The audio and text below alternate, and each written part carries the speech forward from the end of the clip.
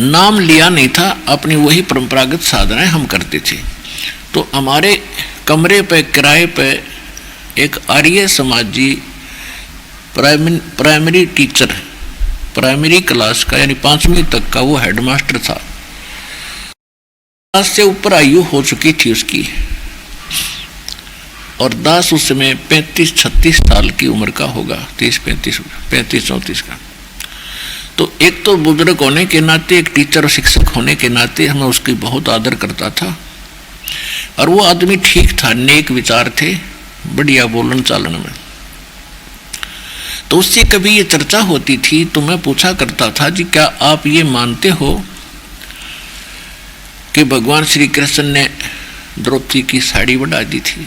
ने बोला नहीं नहीं, ये ऐसा कुछ नहीं है, ये तो वैसे लोगों ने बकवाद बना रखी है एक महिमा फोकट बनाने के लिए, ऐसा कुछ नहीं होता। तो हम मान जाते थे, क्योंकि वो पहले भी हमने किसी से सुना ही था।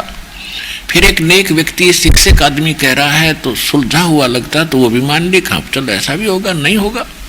लेकिन भगवान की आस्था फिर भी हृदय में बरकरार थी। फिर क्या दया करी दाता ने, कुछ ही दिनों के बाद दास को ये मार्ग मिल गया। ये मार्ग मिला तो दृढ़ता से भक्ति करी। भूख प्यासी थी आत्मा, युगों युगों से प्यासी है इसकी। खूब भक्ति करी, खूब वाणी पढ़ी, सुबह शाम दोपहर की डट का आरती मंत्र सारे कुछ किए। तो एक बार दास ने सोचा कि अपने कमरे के ऊपर अलग से एक पूजा स्थल बनाऊं। एक गैलरी थी, गैलरी के ऊपर एक कमरा बना दिया 5.5 बाई 15 फुट का। उसके सामने खिड़की, पीछे खिड़की, और सामने इधर छत की साइड में गेट और एक बड़ी खिड़की, झांकी लगा रखी। तो फिर दास ने एक वो सोचा कि इस पे आमने सामने जैसे मच्छरों से बचने के लिए लोहे की जाली होती है, मच्छरदानी जैसे, मैंने सोचा इन पे ये लगा देता हूँ, आगे पीछे दोनों पे।